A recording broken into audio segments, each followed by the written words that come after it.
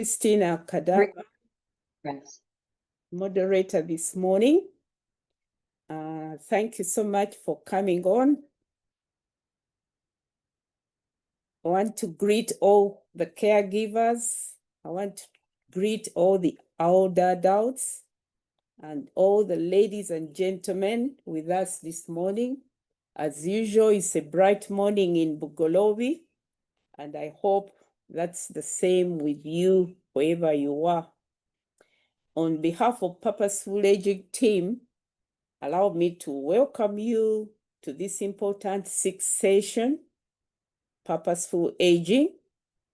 The team has chosen a very exciting topic that is shaping the way we live, the way we care, and the way we age.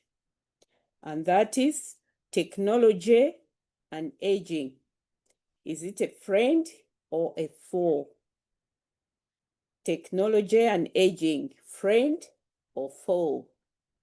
Those of us born before computer, commonly known as BBC, we are also glued to human being, a touch here and a touch here. Directions of where we want to go are usually characterized by this green leafy tree, mango tree, or such features in the environment. And we are very averse to screens that greet you when you have a pain here and yet someone directs you to a screen, to talk to a screen. We are so used to touch and human everywhere we go. And as I've always said, aging is a journey we all take, but the tools we use along the way can make all the difference. Today we stand at the intersection of tradition and innovation. Technology is becoming part of every facet of our lives, from how we communicate with loved ones to how we monitor and manage our health. For older adults, caregivers, and families, the question isn't just whether we embrace technology, but how do we do so in ways that enhance rather than hinder our lives? Through this session, Purposeful Aging team intends to shed light on both sides of the story. We'll explore how technology can be a trusted friend, offering tools to improve health, independence, and connection. These are crucial things when you age. You need to be connected and you need to be as independent as possible.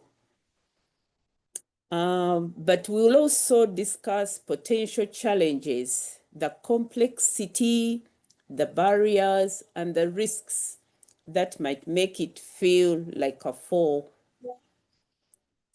For our older adults here, technology can seem daunting.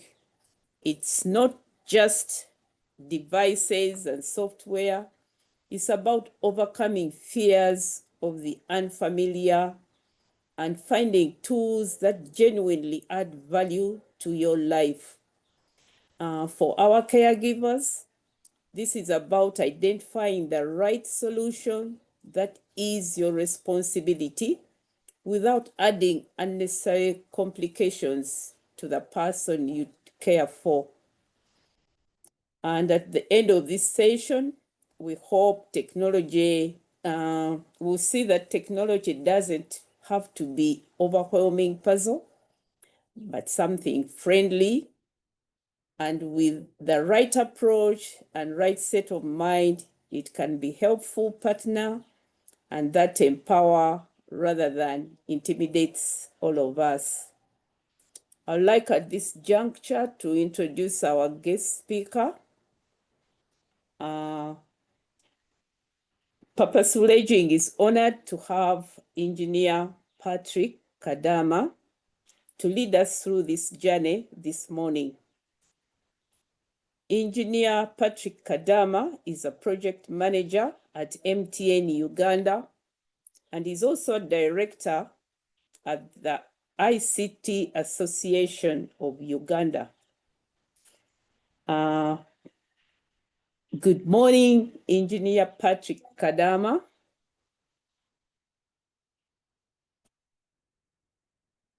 How are you? I'm good. It's a pleasure to be with you, and I hope we're all well this morning. Um, in the spirit of making technology more friendly, more approachable, and overall not something to be afraid of, um, I've chosen an avatar or an icon that moves as I speak so that we can all be friendly. Obviously, I'm not a cow, and cows don't wear hoodies, but it's something to just lighten the mood so that we can get into the talk. So as we go through the session, there's going to be two parts. The first part is I'm going to take an example of how technology is influencing our lifestyle at the moment and how it's going to change the tradition and cultures moving forward. And it's just going to be setting the stage so that we can really take the time to have a Q&A so that you can maybe ask those things that you might have been scared to ask before. And you might be able to raise your hand or type in the chat, but just give an overall background to how technology is setting our lives, but also give you an opportunity to ask some questions you might have been unable to ask in the past. Okay, is there anything else that someone would have wanted to directly engage in? Thank you, Engineer Patrick Kadama. That was a very good and appropriate starting point you've made and has cleared anything else I wanted to do. So I think, as usual, we'll give you the floor and we do the questions and answers at after your session.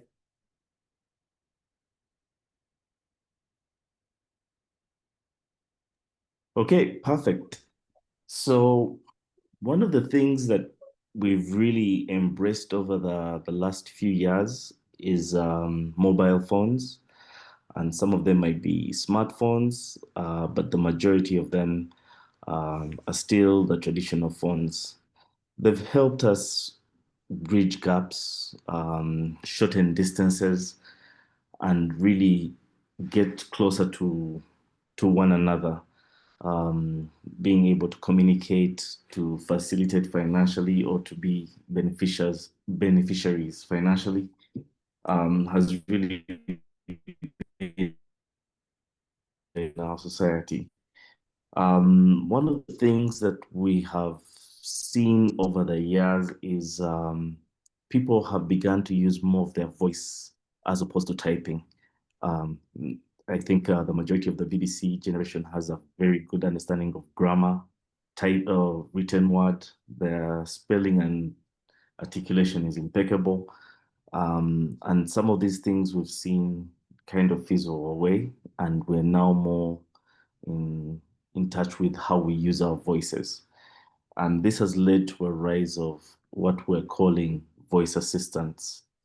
An example of this would be these days you see more of people using voice notes on WhatsApp or using their voice to turn on lights or switch off um, lights or appliances in their households. And this is really a natural evolution of technology. And just to make sure that everything gels together, these voice assistants have multiple roles they can play for us. And the number one effect of this is that you have less reliance on the people who'd normally be providing the care.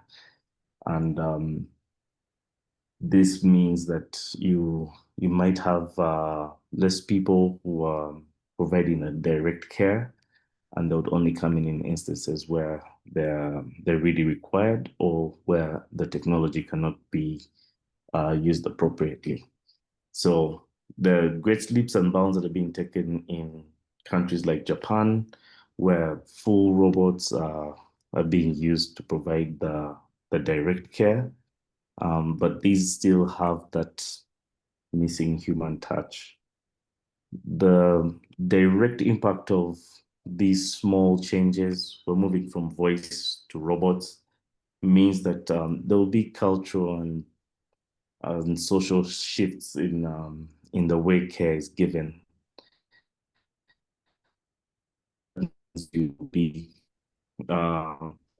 creating gaps in the way you interact and how socially the society is set up. What this means is we have to be really cautious about how we set up the infrastructure around technology and how we interact with it. So, for example, if you're going to have a voice assistant or a wearable that's going to be used for caregiving, or that you want to rely on to make sure you have more independence in your life, you have to make sure it's designed to still keep you engaged, at least with the people who you really care about or who you want to make sure you don't lose a connection with. So the benefit there is really a lot more independence, a lot more flexibility, and the ability to still engage at a deeper level. But we have a risk where we might be able to detach ourselves from the ones we care about. So that's one example of how technology really is shaping our lives. And I'd like to give really, particularly for the audience here today, the risks around this. The sudden truth is that we have a lot of targeted efforts that are going to elderly people. So a lot of criminals are making targeted efforts to reach out to the elderly, and it's because they might not be able to know the difference between what is real and what is not, and also they're more likely to believe some things. So one of the studies has shown that the advertising on platforms like Facebook, Twitter is particularly targeting elderly people. This is one thing that you need to be aware of, and you might want to set up safe words with your people so that you can authenticate that they're who they say they are. I expect maybe we have a few questions about what a safe word is, but that's quite important to have so that you don't get catfished or conned. The second risk here that we might have with technology is around memory outsourcing. In the beginning, this looks like a beautiful thing. Say I want to write a book, and instead of having a full-time writer, I can just dictate into the computer and then it writes the book for me. This has a very direct benefit of you being able to write the book, but it also means that you've now offloaded that, and your cognitive and memory functionality is going to degrade a bit quicker. So you also might be able to use technology to help jog your memory, setting reminders for medicines, appointments, birthdays, but don't completely offload your memory and outsource it to the technology. The third risk that we're looking at here is the automation of caregiving, and that really leads to a risk of less empathy, invasive monitoring. So you can imagine if your healthcare provider was denying you care because maybe of the location of where you live, or because you had a fall a couple of months ago. So the invasion of privacy through the automation of care is really one of those things that we need to watch out for. Yes, I think that gives us a bit of a background. I really want this to be a question and answer scenario based on some of the experiences you've had. But in short, I know I haven't spoken for long. We've looked at first, second, and third order implications of technology. One, it just comes in to make our lives easier, but then we get a dependency and a reliance on it. And then the third order is we really have a cultural, social, and emotional impact that happens to us when we begin to rely on it. And this sometimes shows up in the way we interact with people in different generations and how they use technology. And again, the classic example is WhatsApp. When you started, it was just texting, but now people are sending more voice notes or more video notes than they actually do text. Dr. Christine, are you still there? Yes, I am.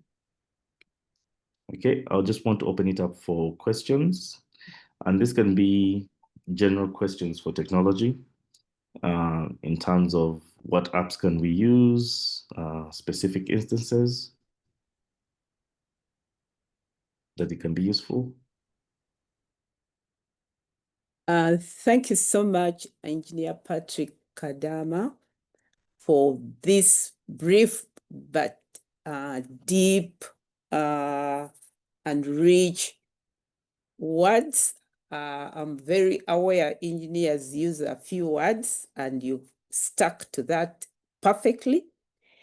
But we thank you so much for the exposure and the insight. We are now going to open this session to contributions as usual.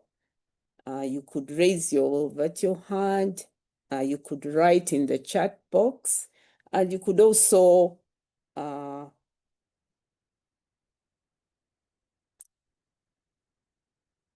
you could raise your hand and you voice over. I would like also to kindly ask Dr. Makanga Philippa to take on this session. Thank you very much. And Dr. Makanga, over to you. Okay, thank you very much. Thank you, Patrick, for that intro into the world of technology. And I'd like to, since there are no questions in the chat yet, I'd like to start by asking you to give us some examples of technology that, aside from the mobile phones and the wearable devices, other technology that we could use in our daily lives or that are coming up for people in their daily lives to use as we age, to help with things like pills, moving around, finances. Of course, we have phones. It's just examples of technology that someone can relate to and use in their daily life, either for caring or taking care, looking after themselves as a person. Over to you, Sure. Patrick. Yes. The first thing that really comes to mind is voice assistants. And one good example is most phones have an assistant called the Google Assistant, an Android smartphone. The iPhone also has an an assistant. I think it's called Siri. It might have changed over the last year or two. But these assistants are beautiful at setting up reminders. They also help you with routines. So they can dim your phone, they can play a particular song you like in the morning or a particular verse. And they really are the technology caregiver that that you would normally find who'd never forget, who's never late, or who'd never um, gets an attitude.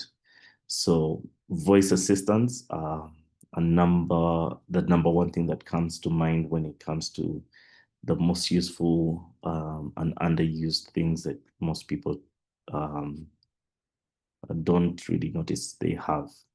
And it's as simple as switching it on. If you go to your apps and you type assistant, you'll get your Google Assistant showing up.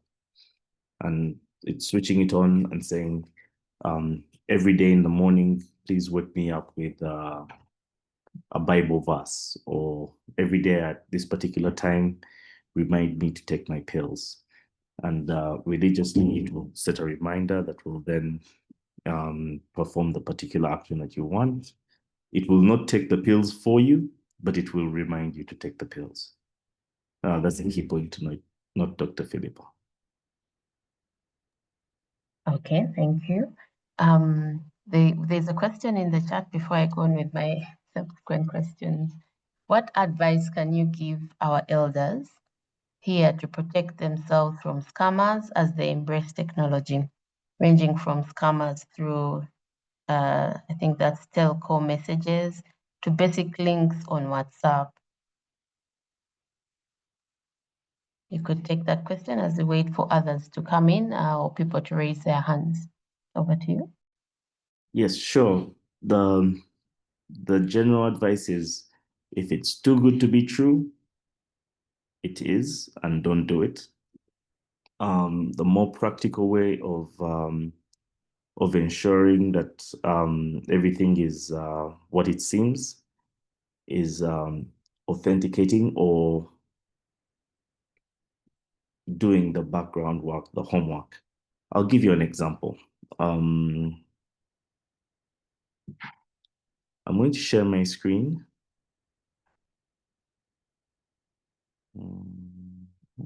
Yep, I think that's the one. Okay. Right. I don't know if everyone can see my screen. Yes, we can see the screen with a child's face. Yes. So I'm going to load another picture. And this is a website called This Person Does Not Exist. And what it does is it illustrates the point of not everything you see is real. These are all people who don't exist, and they look as human as anyone else. And you'd really need to look closely to believe that these people actually don't exist. But it really goes to show you how technology has begun to evolve, and it can be used for different functionalities. For example, this is to make generic images for websites, but it can be used to create people who would normally look authentic and will have a profile, maybe on Facebook, and you would think they are real people. So again, if it looks too good to be true, for example, there are very few people with excellent skin like this child does have, perfectly symmetrical eyes, perfectly symmetrical nose. Maybe the teeth might give it away a bit, but if you look closely or you know where to look at, you might be able to see where the person stops being real. Again, if you know what to look for, and if it's too good to be true, someone with a perfectly symmetrical face, then you'll be able to know how to protect yourself. The key thing with messages, especially from the telco sector, is that they go out to everyone, and they seem to have a sense of urgency. If you do not click this, or if you do not forward this to 12 people, you're going to have bad luck for the rest of the day.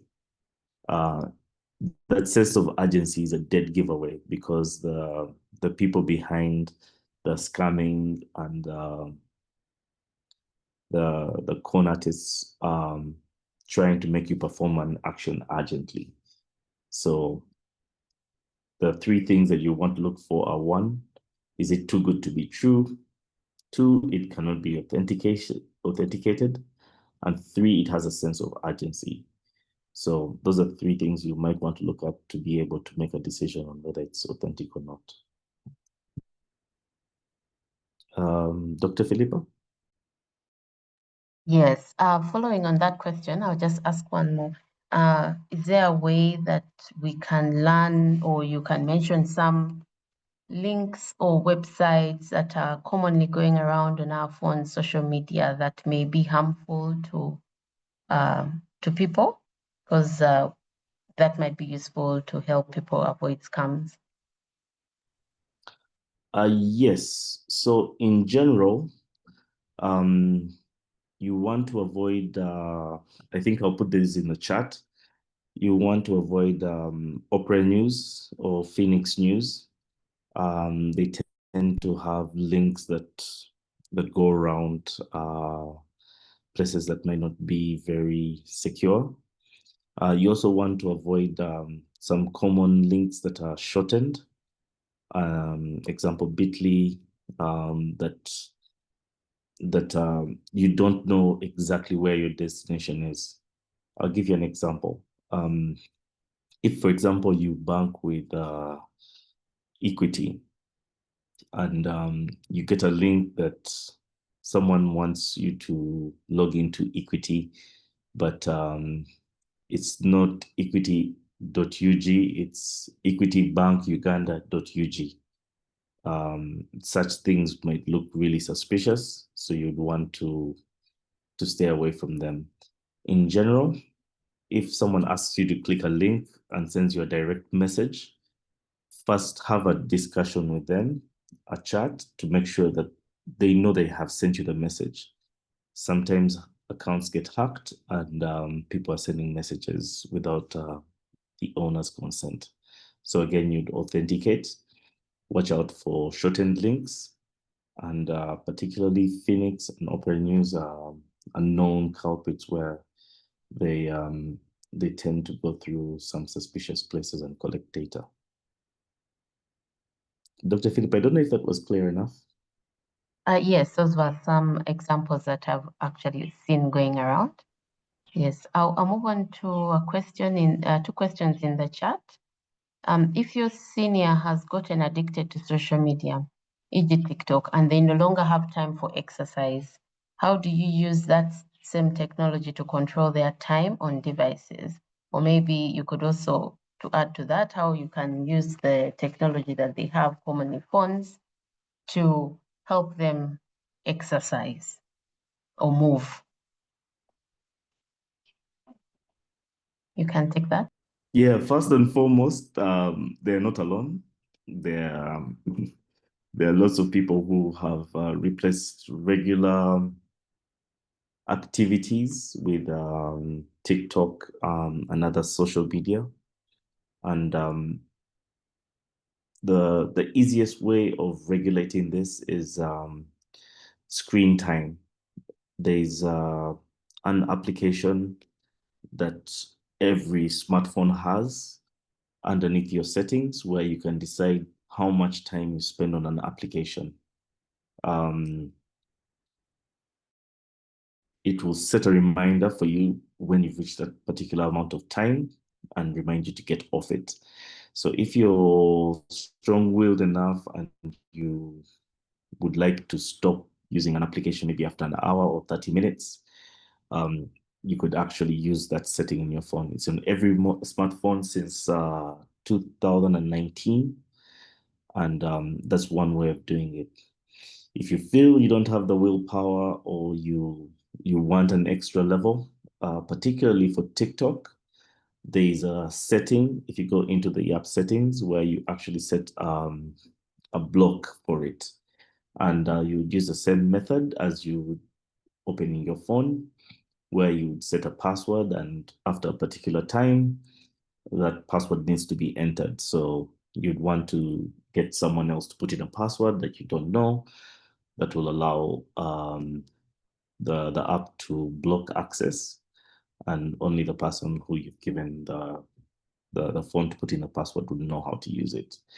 That would be a direct way of engaging or managing your social media use.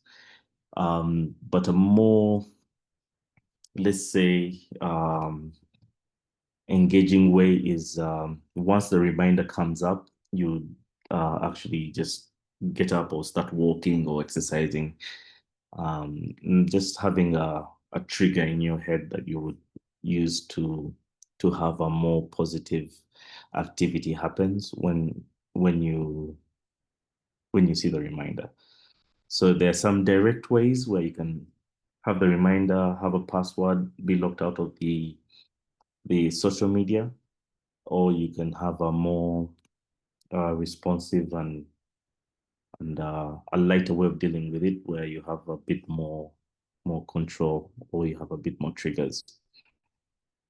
That would be another way of dealing with that. Okay. Gladys Ananura has her hand up. Gladys, you can unmute and ask your question before we continue with those in the chat. Gladys? Okay. Trying to unmute. Gladys, we could hear you earlier.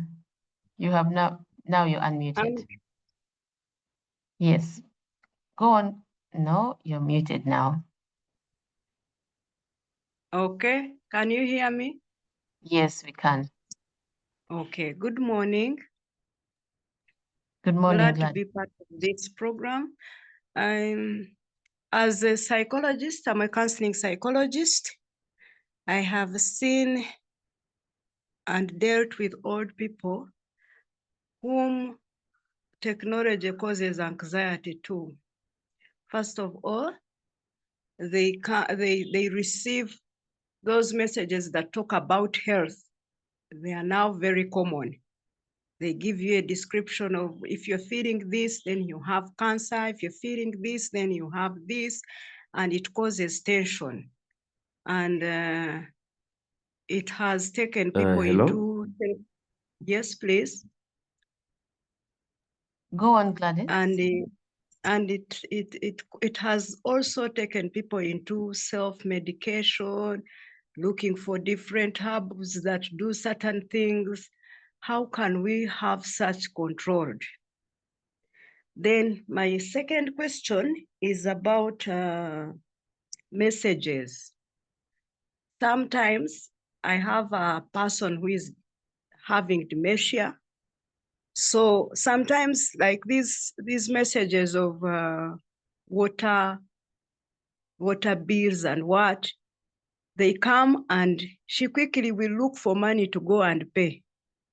There are days when she can even give money to the people who have come to read the meter because the message came through, and she will insist, I saw this message coming through.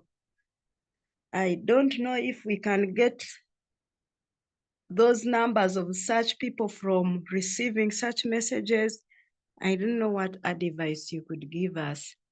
Or bank systems, their numbers were on the bank and they are no longer active to go to the bank, and they are receiving messages and they quickly want to run out and go to the bank, and they will tell you, I received a message, why are you stopping me from going?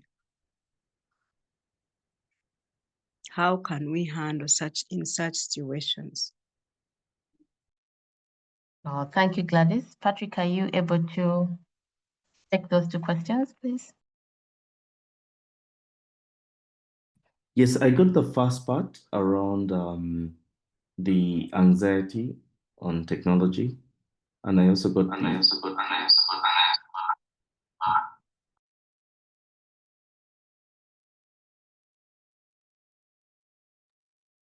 pardon me.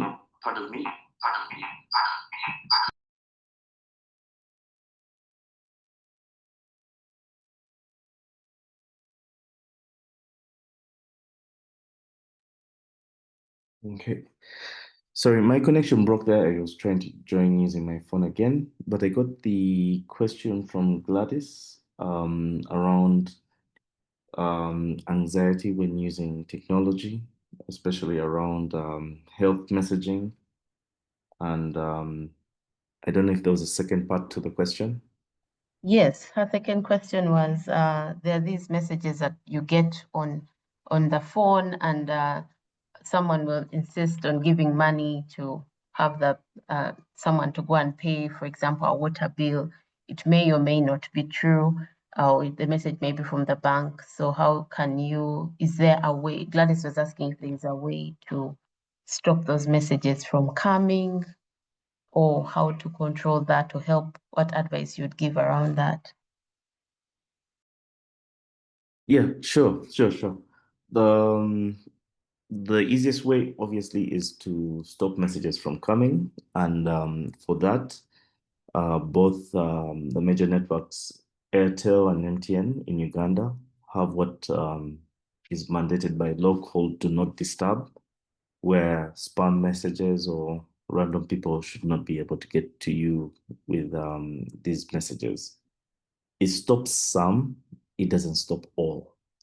For the few that might get through, you'd want to make sure you have a way to authenticate what the message is talking about. For example, if it's asking engineer Pamela to come for a conference in China at a particular university, and they're going to pay so much for it, you'd want to make sure that the university exists. You want to know that the person you're talking to is the person who they say they are. You'd want to look at small things like where's the message coming from, what time is it coming in, and who else might have received this kind of message. So again, for messages, it's really around can you authenticate? Does it look like it wants you to do something in a hurry? Send money, go somewhere, or do something. Those are normally the biggest red flags you would have, where it requires you to do something urgently, where it doesn't seem like it can be authenticated that this is the actual bank, or this is Umeme Light, or this is your beloved. Where you can't authenticate, or you cannot tell that the source is actually who they say they are. These are red flags that you normally want to make sure that you communicate, you actually find out, especially if it wants you to do something in a hurry. Don't rush into anything by SMS. Most traditional platforms and media actually reach out through their normal channels, and they don't put a rush on things. So in short, yes, if you, I believe for MTN it's *161. If you dial that, that will give you the do not disturb service. Sometimes it might block some messages that you might want, maybe bank one-time passwords, but for the most part, it will give you some relief from those messages that are spam in nature. So, Dr. Philippa? Yes, there was a question. Help us. Oh, sorry. Yeah, I was just recapping. Okay.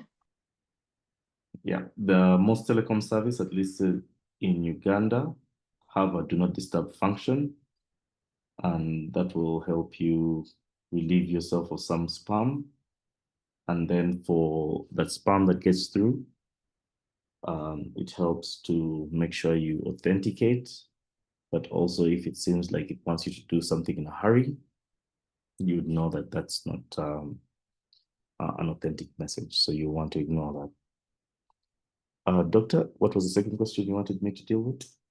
The second was her question about anxiety created by health messages, making people do. Chairman. I'm Samson, sorry for disturbing. Yes, Samson.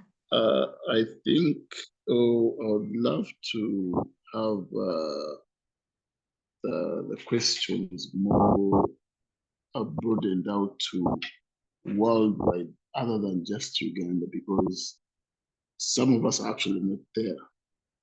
And then you're actually picturing this thing into a complex of MTN, Airtel.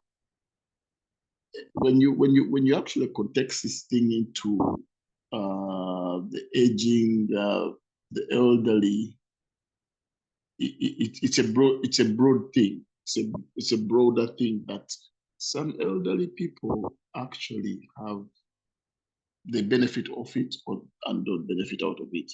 So when you actually do it into the Uganda thing, you're going to leave out so much. So let's widen it a little bit, please. From my side, I'm sorry. Samson, would you like to give us an example of what you mean?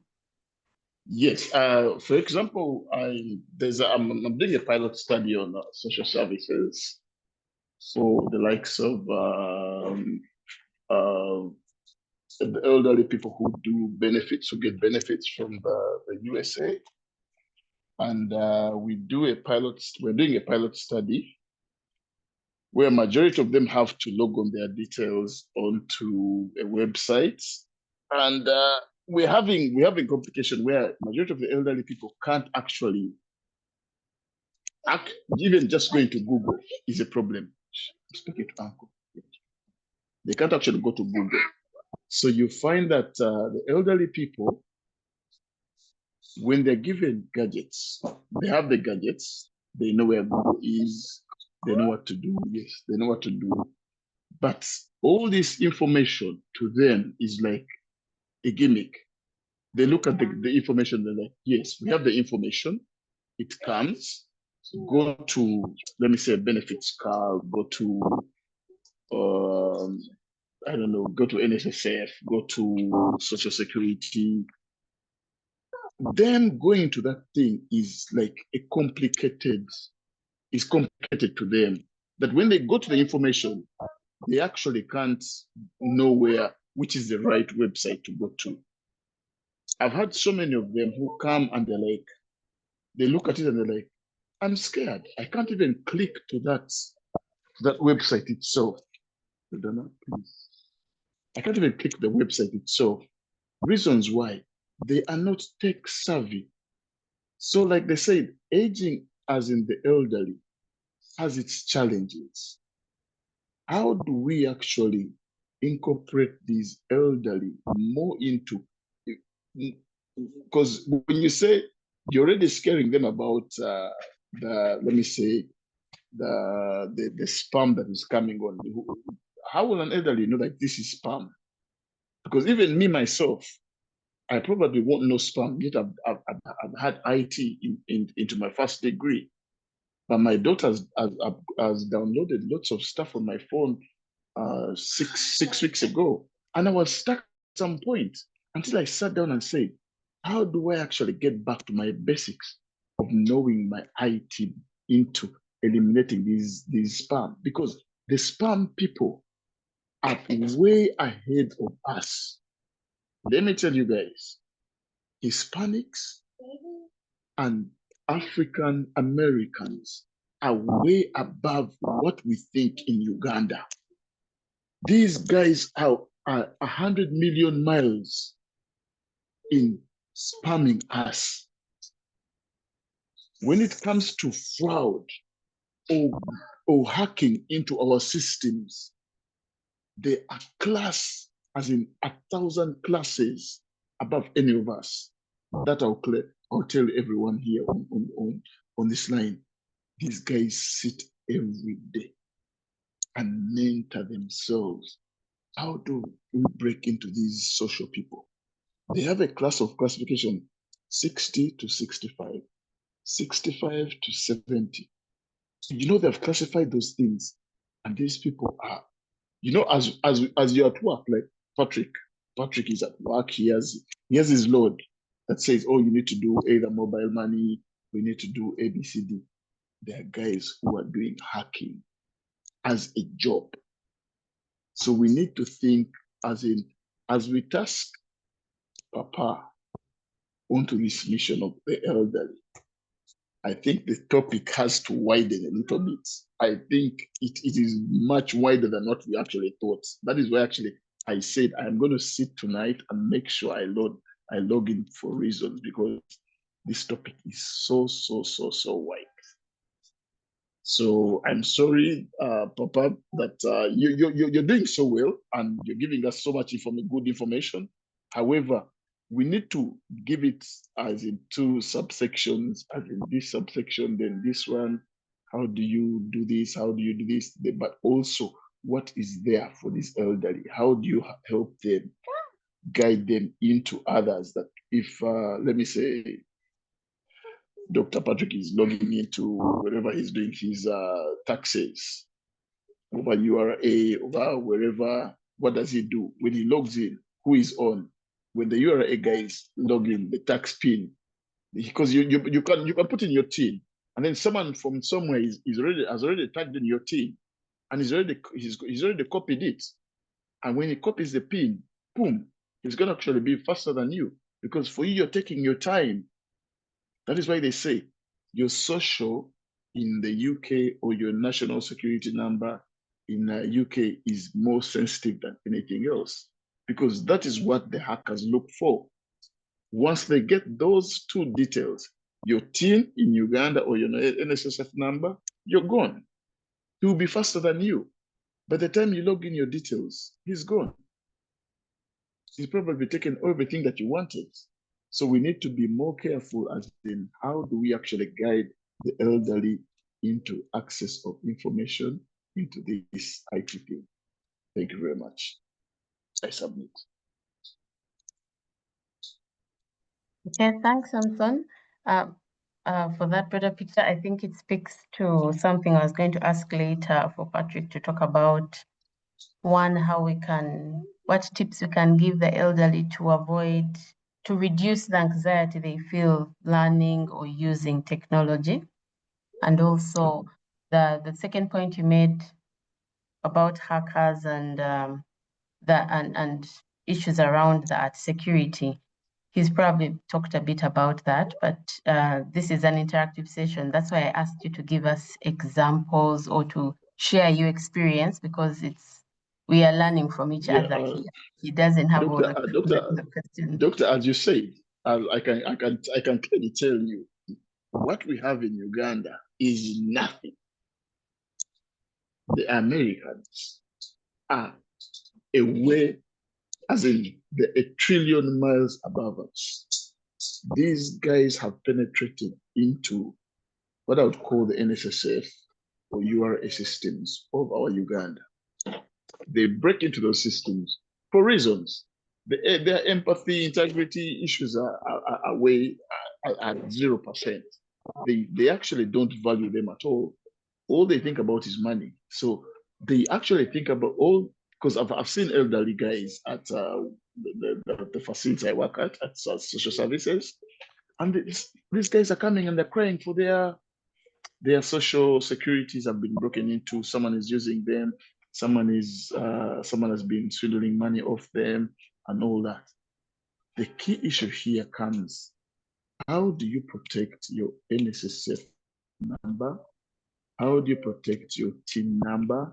How do you help a Mukade? Because actually, just to take you back, before Dad died in 2022, in 2022, we had 3 people with the same name, Dr. Stephen Mugwanya, with the same TIN number, and he owed 6 million. I told them, listen, someone cannot owe 6 million. No, date of birth has to be different. So I went back. I was teaching these URA people. I told them, listen, someone's date of birth is different. So this URA person was looking at me and saying, why? I told them, listen, so my dad's date of birth is different. His is 47. So let me have his other date of birth.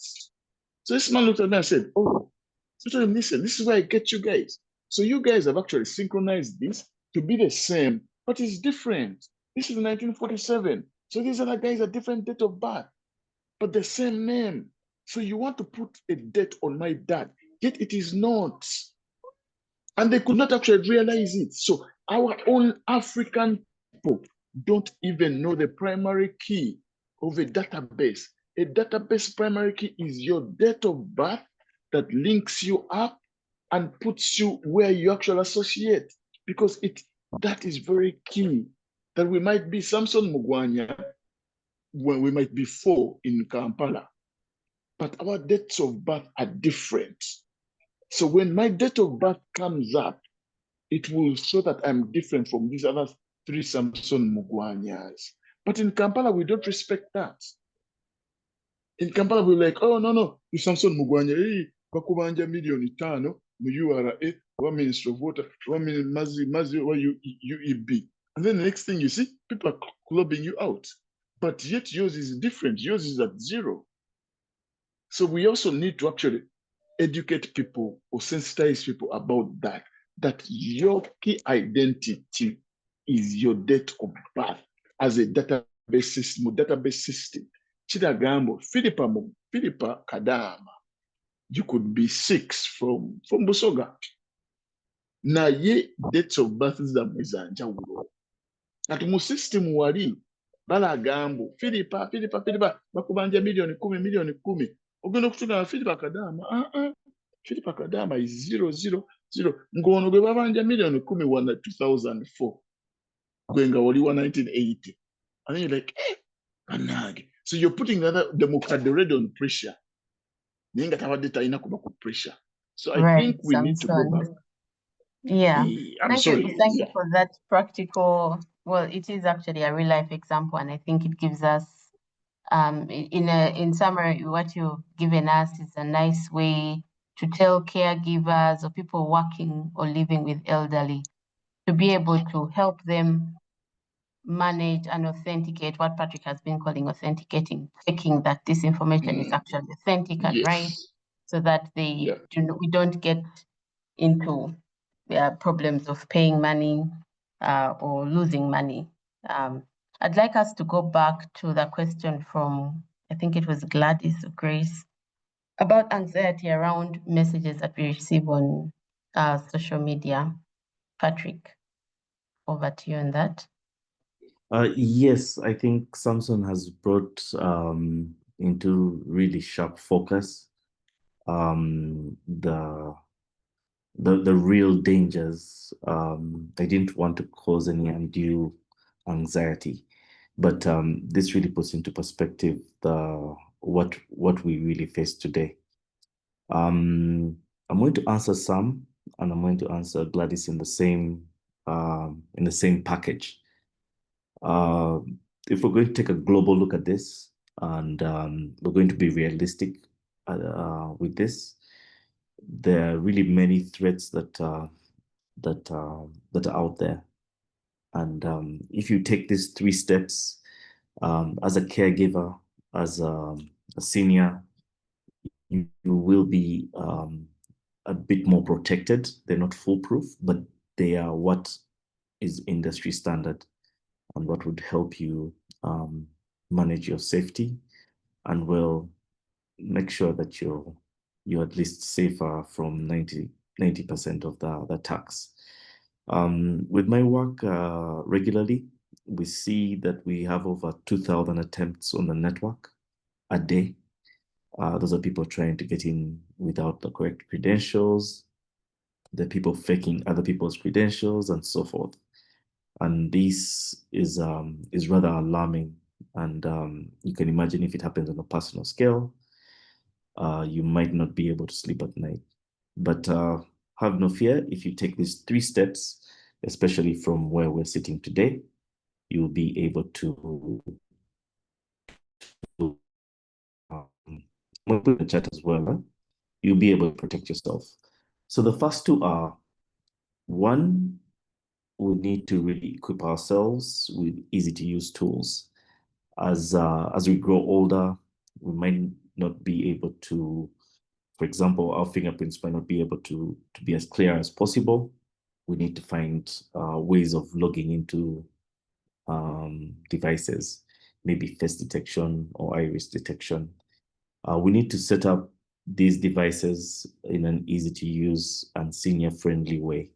So for example, using large fonts and easy to use icons that will help you identify what you're doing. What this means is when you get a new device or with your current device, you can take it to someone who will be able to enlarge your fonts, and most of the devices we have today will have accessibility features. That's what they call them. And these are meant to make it easier for you to use if you're hard of hearing or your sight is going, or you just need an easier way to unlock or lock your device. That's one way to set up the device or the attack vector that you're using. We're still talking mainly about equipping ourselves with easy to use tools. Making sure you have antivirus software, making sure that you have a password manager. We know passwords are annoying, and there are newer ways to have easier access to your devices, but just making sure that at least the password is set up. So the first step here is equip yourself with easy to use tools. If you have problems setting them up, get some support, but the device must be easy for you to operate and for you to get around. Again, the anxiety here comes from the place where you're afraid to ask, or you're afraid that it's going to be set up incorrectly or someone will not do it. So always go to somewhere you can trust. I think it was Dr. Christine was saying, if you're in doubt, you have a medical condition, go and seek some medical advice from a doctor. Typing it into Google, you might get something that will take you sideways. So the key thing here is, one, set up the tools so that they're easy for you to use. The second bit is around being able to acquire the knowledge and just staying in the current present situation. For example, you want to make sure that at least you get a bit of the news and you hear what's happening. You might not want to take dedicated courses for cybersecurity, but just the knowledge of what's happening in society will open you up to how people are actually doing things, and who has been compromised, who has not been compromised, and there's an obligation for people who have been breached, for them to inform the public. It's not just for Uganda, but any breach that has been had, there's an obligation for the person who's been breached to inform the person who has been whose data has been exposed. So in most cases, you'll get some kind of written notice that you've had a breach on your account. So you want to make sure that you at least are staying within the social normal channels of communication, where at least you can get some insights in training or in terms of what's happening. And then you want to make sure that you also automate as much as possible. So for example, when you're setting up your new phone or when you're setting up your WhatsApp, you want to make sure you can back up regularly. Once your device is lost, or once you change devices, you'll be able to recover some of the information. That really helps when you have an issue, your phone is stolen, or it has been breached and you want to roll back to a state where you are secure. The bigger item here in terms of how we stay safe is we need to be able to teach, learn, and automate some of these things that keep us safe. Just to make sure that we can recover if we've been breached, or we can prevent someone from coming through something that's already known. So that's the second bit in terms of making sure that we can protect ourselves. The last one is obviously you need to make sure that you monitor or you get alerted whenever something wrong has happened to your account or something wrong has happened to you. You want to make sure that you know. So again, the examples I'm putting in the chat are practical. They include links to, oh, sorry, they're not links, they're places you can go to find out if these things have happened to you. So for example, there's a Google Family link. You can children or as a caregiver for someone you're taking care of, so that when they receive spam messages, when they're out of the normal area that they operate in, that you can get alerted. When, for example, someone has stolen your credit card details or your social security number, sometimes your credit rating agency will be able to alert you. There are also some websites, I forgot one, Have You Been Pawned is a way to get alerted whenever your details, your name, email, telephone number show up on the dark web or the internet for robbers. That helps you proactively know before you actually get hit by the people who are targeting you specifically. I really wanted to keep the tone light and not cause any more anxiety or undue stress. The key things here are three in terms of being safe. The general advice I'd given in the beginning around just making sure that if something seems like it's super urgent, you want to authenticate it, really holds true across. But in light of Samson's submission, I've just broken it down into three simple steps. You have to equip yourself with easy to use tools that you're familiar with and you can operate. You have to basically teach yourself or stay alert in terms of making sure you automate some processes to back up things, to ensure your safety, things like antivirus, authentication. And lastly, you want to monitor what digital assets you have to make sure that there are alert systems that are in place. When you get breached, you can be alerted. Put those three steps in the chat, and I think I'll share them afterwards with the direct links to where you can find some of these tools. And you would want to make sure that whenever you're setting up something, you have someone who you trust set it up, and set it up so that you're comfortable with it. Dr. Philippa? Yes, we have a follow-up question on that in the chat, which was, how do you know that your WhatsApp has been hacked? It's a common issue, and we have many elderly people using WhatsApp, so I think it would be a good thing to talk about. And then the second question is, how can the elderly use AI, or what other tools can they use to verify information they got from the unsafe apps you outlined? You probably have talked a bit about that, that you can add if you have something else. Okay, you can answer those two questions, starting with how you know that your WhatsApp has been hacked. You broke up a bit. What was the second question? Second question was, how can the elderly use AI, or what other tools can they use to verify information they get from the unsafe apps you have outlined? Okay, there's a big warning there. AI is, well,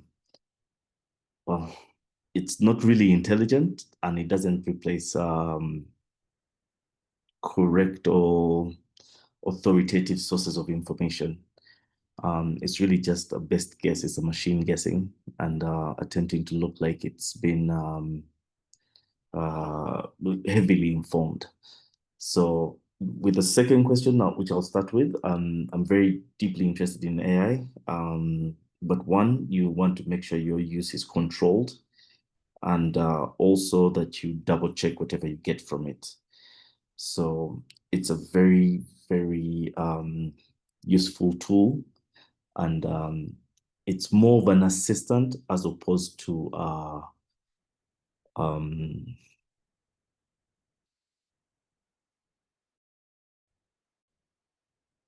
the example, you don't want to delegate to it tasks completely. You want it to help you with something maybe repetitive that you want to do. So in terms of using it to authenticate information that you might have got, it might tell you where that information might have been found, but you don't want to make it guess whether the information is true or false. You want to make sure you go to a real person or to a place where you can actually an authority on that. AI will just give you a best guess. Especially with tools like ChatGPT, you want to make sure that it corrects itself, or it tells you when it makes an assumption, or makes a judgment call. So in that regard, you don't want to be using AI tools to validate things. Rather, you want them to collect information for you, and then you make your informed decision after consulting relevant authorities. Speaking like a politician. Papa, tell them the truth. Tell them. That is the truth, Samson. The way GPT or artificial intelligence works is that it just guesses the next word. And when it looks like it's thinking, it's really just saying that this has a higher probability than this, which is not a good way to make a life choice. I'll give you an example. There was a time that the Google AI was given many images, and it was supposed to be very inclusive. And it was asked to generate a picture of what German soldiers looked like in World War II. And because it was being inclusive, it put Black people in Nazi uniforms. And that was outraging a certain demographic. And that's one way not to use it as a way to generate content or a way to represent historical facts.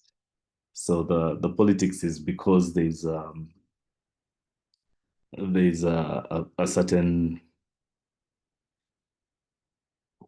position I hold that might help me. You're 100%. You're 100%, Papa, Patrick. And I'll request you to put up your hand when you want to talk, so that we don't keep. Sorry, Chair. Sorry, Yeah. Chair. I just want to back up. The moderator or speaker for reasons. I have studied a paper, a journal that had that digital IT or information intelligence things. And for me, I still need us to sit down as Africans to digest it, because for us, it is going to cause more damage than good for now.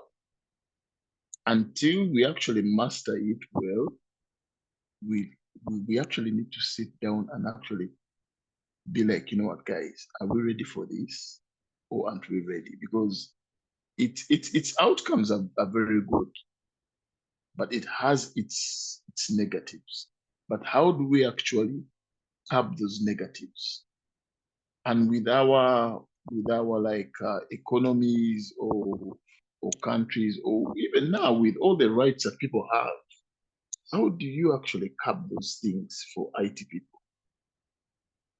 For me, I am out of IT now, so I sit and actually watch some of these things, and I'm like, how do I get back into this? But then you're like, wow, the people in IT, how are they facing all these issues? So when I'm actually trying to back up Patrick, I'm like, I'm seeing some of these things, and I'm like, wow, there is trouble. There's lots of trouble, because with AI, you heard what have happened to Harvard. You heard what has happened everywhere, and everyone is using it everywhere, in newspapers, in information, and it's not verified information. But yet traditional media, someone will come and say, NTV, NBS, or information came out from you guys. Is it true or false? If you say you actually aired it and it was false, you're gonna pay a penalty. But if AI put something and said Samson Mugwanya was killed by ABCDE and was aired out somewhere out and it's out there, are you going to actually context it? You won't. You'll be like, oh, it went and it passed. So who are you going to send? AI. You're blaming AI from where? So we have all those issues that I think AI has to be. Kwatibwamu. Samson, I'm Kwatibwamu stop there. The interest of managing time. And yes, I think your backing for Patrick has been well understood. We have a few minutes left to the end of the session, and I'd really like Patrick to talk about the question of WhatsApp because it's something that we face.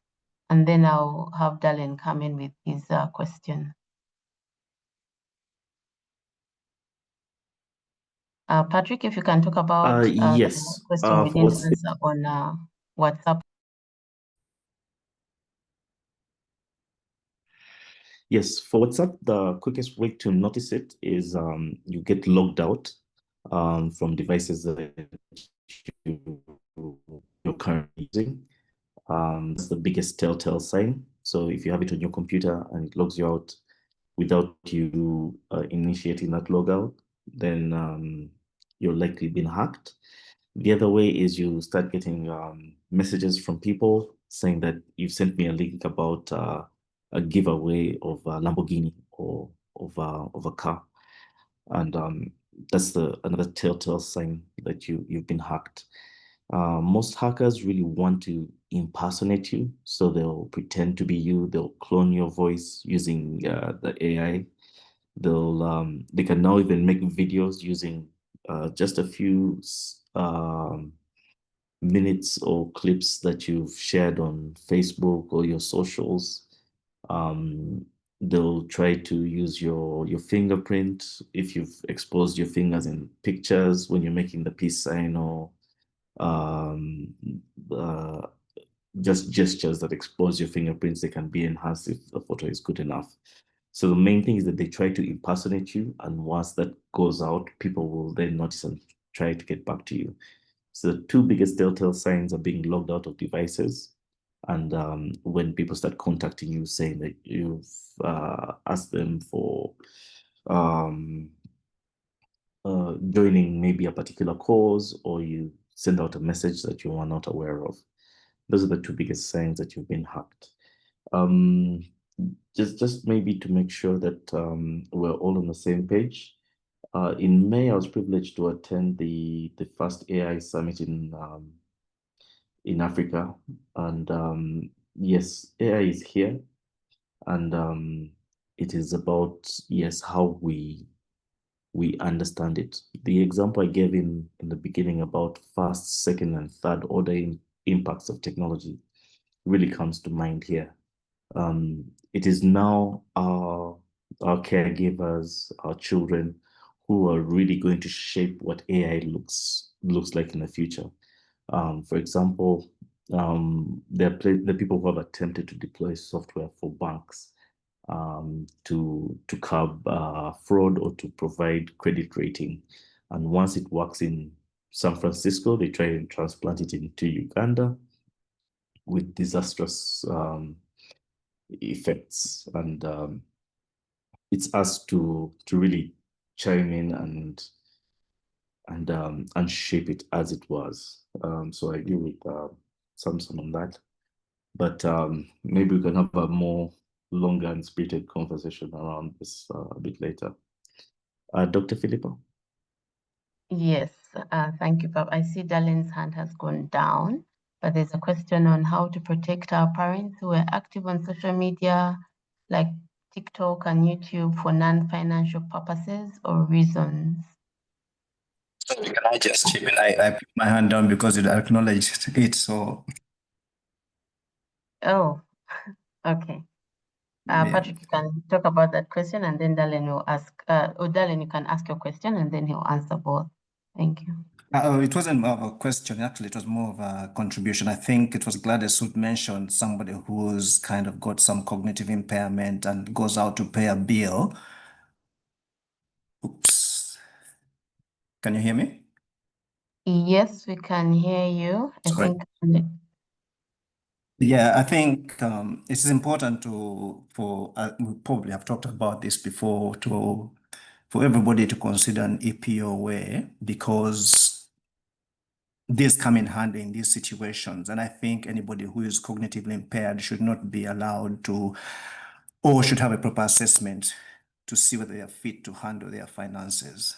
And if they are not fit, then they should not be given devices that are going to expose them to financial loss. I think using a basic phone, like the old phones where you can just text and not get onto browsers, will be a basic way to prevent those people who are impaired in some way and don't appreciate it, so that they're not allowed to access, websites or links that are going to put them in a vulnerable situation. And I just want to add to, again, what has been said. I find where we do get a lot of this. Many people have lost their their retirement funds completely. People who are very knowledgeable about using the internet. I struggle with it every day. I've got several scams, and my principle is any number I don't know, I don't open an SMS or access an SMS. Don't access any websites that I don't know. And if, like Engineer Patrick said, verifying information, I will call the bank and say, is it you? Because the banks, as they say, do have their numbers for support. So reach out. I've got calls from Medicare.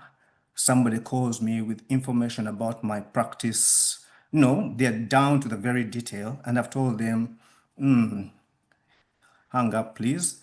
I'll call Medicare myself and ask them whether they have an issue with my, provider number. So I think it's being cautious that anybody who calls you for information that you don't know, don't provide identification information. Somebody calls you, hello, is that Dallin speaking? Yes, I am. Full stop. Don't give any more information about yourself unless you can verify whom you're talking to.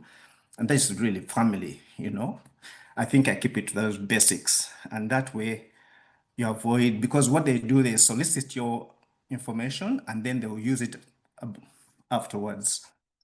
We do have post boxes here, leaving letters lying around. People will come and pick up those letters and take them and collect your identification information and then use it at some other point. I'll just leave it at that. But I think my main issue was really about having people who are at any way impaired appoint a financial EPOA and advise the financial institutions that somebody is impaired and we need to have somebody stand in with them or assist them in making their financial decisions or transactions so that they are not exposed. Thank you. Okay, over to you, Patrick. Thank you, Dallin. Yeah, thank you, Darren. You raised a good point. In some circles, this principle is known as you don't need any new friends. It's really true in terms of just making sure that I'll help answer the question around locking down your social media with the same principle. You want to make sure your privacy settings, the way you're Googled or the way you appear when someone looks up information does not expose too much information for someone to start breaching. So the principle is you don't need any new friends. Just make sure that everyone who looks up your profile only sees the bare minimum or what you want them to see. You're not exposing too much, and always authenticate. Make sure you know the source, and if it has a sense of urgency, make sure you you validate it before you take any actions. So for the socials and things like Facebook, you have the ability to set settings like only friends can view your pictures or your photos. These are settings you can always adjust in the settings panel. Same thing for TikTok, Instagram. Whenever you're asked to share your contacts when you're logging into a website or you're opening a new app, be very wary about where that information is going, but also just applying some common sense. For example, if you have a touch app on your phone and it's asking to get into your contacts and to access your wallet, you might want to uninstall that app because it's trying to get more permissions than it needs. Yes, thank you, Darlene. That was a very good point on making sure that you regulate your social media. Dr. Philip, I don't know if I've addressed the bit of blocking on the socials. Chair, you have an issue where you have like I have Facebook. I left Facebook in 2022, but someone told me I actually still exist, and I've not used Facebook in 3 years. So someone was telling me, "Oh, your account is still active," and I was like, "But I've been blocked." So we also need to actually think about things like that, because I tried actually rectifying my accounts, but then I was told ABCD, and I was like, you know what? Where am I actually fighting about Facebook? So I left it there. So information without key information that was owned probably died that way. So there are things that also social media has actually kept us off because they've kept our information and then they share it out with other people. So how do we actually also rectify our information so we actually be able to block other people? Yeah, that's a very good point. Just to bring it to light, one of my undergraduate thesis was on the privacy policy for Facebook, eBay, and number 10, their websites and respective privacy policies. These institutions, especially the social media institutions, they create what they call ghost profiles. So if Samson appears in 10 pictures with Dallin, they'll automatically make a connection that Samson and Dallin must know each other. If Philippa appears with Samson and Dallin in the same pictures, they'll then make an assumption that Philippa must somehow know both the people. So even if Philippa has never stepped on Facebook, she will have what they call a ghost profile that will that will have information associated with what Darlene and Samson were doing or the location they were, and she might most likely have similar interests. So ghost profiles do exist, and if you dig into the terms and conditions, they'll say that you delog and it may not be publicly visible, but they retain the right to the content that you create, as well as the right to keep it, regardless of whether you say you want it to get deleted. So there is the guiding principle here should be, when you're on social media, be extremely careful, especially now, on what you post, what you like, because it's now being used for things like, let's say, visa information. When people are applying for visas, there's some governments that are now looking at your social media accounts that you submit, and then they'll go through them and see if you have particular thoughts, interests, and they'll then make decisions based on what they see there. So you need to be very careful about what you post and like. But the fundamental principle is what I put in the in the chat as the first step. Make sure you set up the tools convenient for you and secured for you, so that even if I'm searching through the internet, I do not pick up that you're a very enthusiastic Muslim, for example, or you're very passionate about a particular political party. These should be things that are private and that you only expose to people who you have given access to. So set up, easy to use and secured, so that you don't fall into the traps that are being set by scammers, and you don't get prejudged when you're making applications. Right. Thank you very much, Patrick. I sense a lot of passion and uncompleted conversations from this talk. So I think we are going to have to organize something else to get through this. But from going back to our main, I'd like to wind up and hand back to the moderator and just give my big takeaways for this. We are looking at technology and aging and whether it's a friend or a foe. One of the big things I've picked from these conversations is technology is here to stay. We need to figure out how to make it friendly for us and secure for us. And I think the caregivers have a big role to play in this one.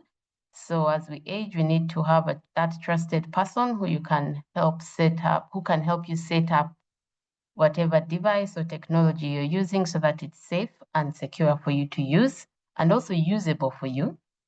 And simple things like our phones, for those of us who can't see even up at this point, make the fonts bigger, use voice notes, use simple reminders in your phones and the things around you to make your life easier. And about messaging and anxiety, which is a big one, check with your doctor. Don't believe everything you see. And yes, authenticate. I'll hand back to the moderator to wind up the session. Thank you.